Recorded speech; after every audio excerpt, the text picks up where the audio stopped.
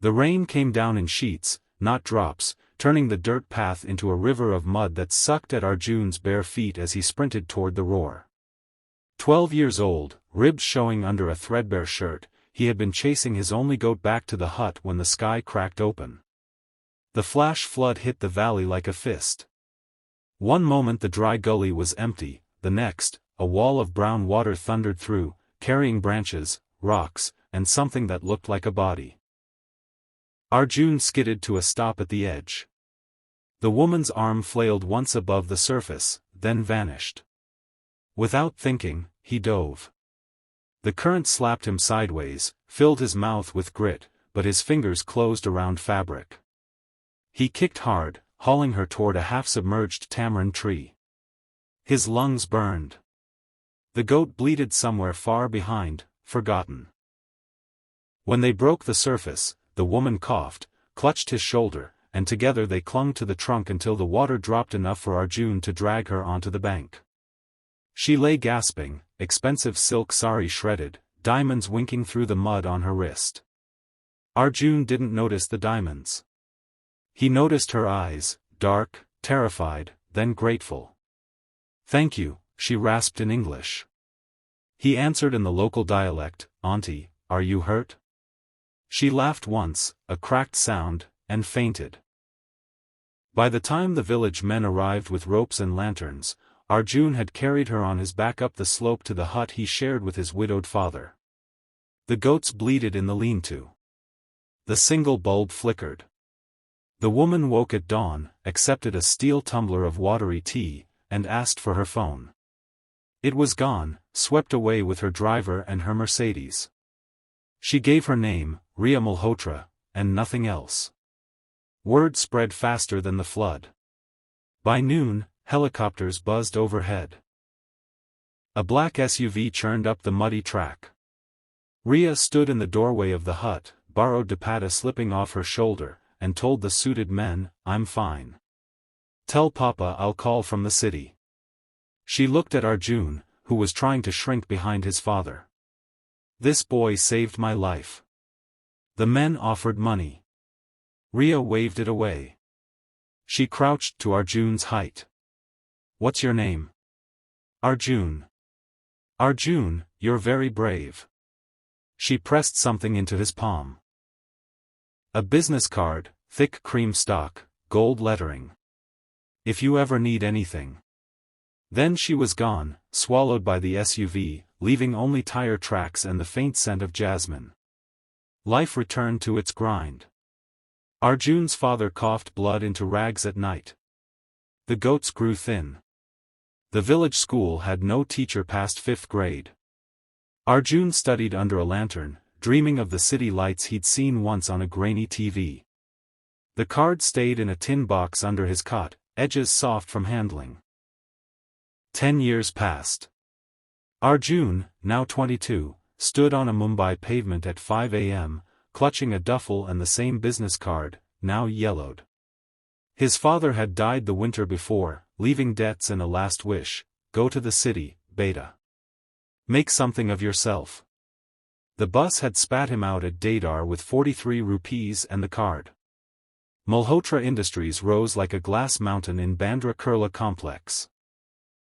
Arjun rehearsed his speech all morning, but the receptionist laughed him out before he reached the 10th word. Security escorted him to the gate. He sat on the curb, head in hands, until a shadow fell across him. "Still getting into trouble, village boy?" He looked up. Rhea Malhotra wore a charcoal suit, hair in a low knot, the same dark eyes. Recognition flickered. "Arjun?" She glanced at the card he still held. "You kept it." I need work, ma'am." "Any work?" She studied him for a long moment. "Come." The HR department wanted degrees. Rhea overrode them. Arjun started the next day as a peon in the basement mailroom, pushing carts of envelopes for 8,000 rupees a month. He rented a chawl room with 6 other boys, sent half his salary home to pay the moneylender, and studied accountancy at night on a borrowed phone. Rhea watched from a distance. She saw the way he organized the mailroom chaos into color-coded efficiency, the way he taught the elderly liftman to read the new digital panel, the way he never complained. 6 months in, she moved him to the logistics floor. Then to assistant manager. Then to her own strategy team. Each promotion came with a quiet note, "You earned this." Arjun learned the city's pulse, deadlines, boardrooms, the way a single decimal point could shift crores. He also learned loneliness. The Chal boys mocked his village accent. Girls at office parties laughed when he admitted he'd never tasted pizza. On Sundays he took the train to the sea, sat on the rocks, and spoke to the waves as if they were his father. One monsoon evening, the sky split again.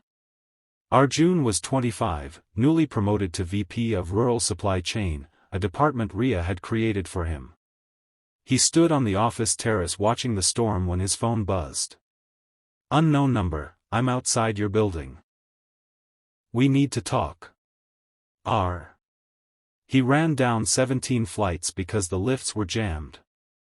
Rhea stood under the awning in a raincoat, hair plastered to her cheeks. "No driver, no security." "I messed up," she said without greeting. "My father's cutting me out of the will unless I marry the Rezada boy by next quarter. I'm 35, Arjun. I built half this company with my own hands, and they want to trade me like a merger." Lightning cracked.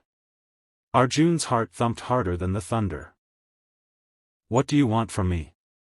She laughed, bitter. "A miracle." Then softer, "Walk with me."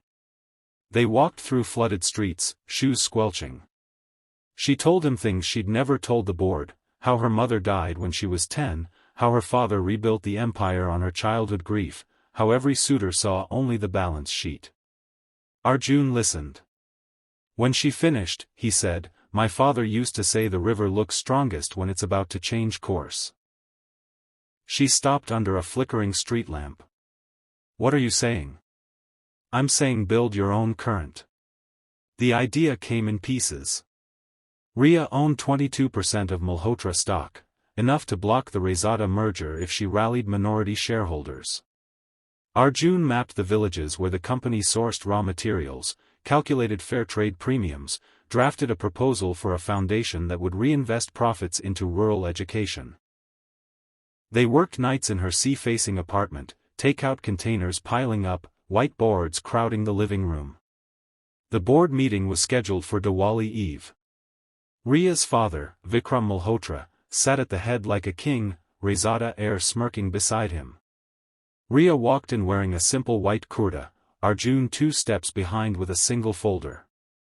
Vikram didn't bother with pleasantries. "Votes at 4. Sign the papers, Rhea."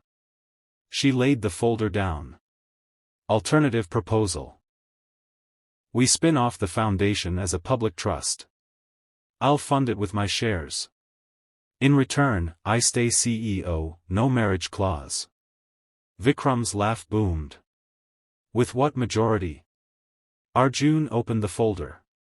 Inside, signed affidavits from every small shareholder Arjun had met over 3 years, farmers' co-ops, women's self-help groups, truckers' unions. Together they held 26%. With Rhea's 22, the motion would pass. The room froze. Rezada turned purple. Vikram stared at his daughter as if seeing her for the first time. Rhea's voice didn't waver. "You taught me numbers, Papa. Here they are." The vote took 12 minutes. The foundation was born. Rezada stormed out. Vikram stayed seated long after the room emptied, then said quietly, "You got this from the village boy?" Rhea glanced at Arjun waiting by the door. "I got courage from him. The rest I learned from you." Months later, the first rural campus opened on the same land where Arjun's hut once stood. Solar panels glinted beside new classrooms. The inaugural plaque read, "In memory of those who taught us to swim against the current." Arjun stood on the tamarind tree hill, now a playground, watching children chase a football. Rhea joined him, no longer in suits but a cotton saree printed with tiny goats. "Think your father would approve?" she asked. Arjun smiled. "He'd say the river finally changed course." She slipped her hand into his. Below, a boy in a too-big uniform looked up and waved. Arjun waved back, eyes stinging. The flood that had nearly drowned them both had carried them, against all odds, to solid ground. And if you felt even a flicker of that hope, the kind that starts with a single act of kindness in a storm, hit the like button. Share this with someone who needs reminding that heroes don't always wear capes, sometimes they're barefoot kids with nothing but heart. Subscribe and ring the bell, because every week we bring you stories of real people turning impossible into impossible. The next flood might be yours to conquer. We'll be right here, cheering you on.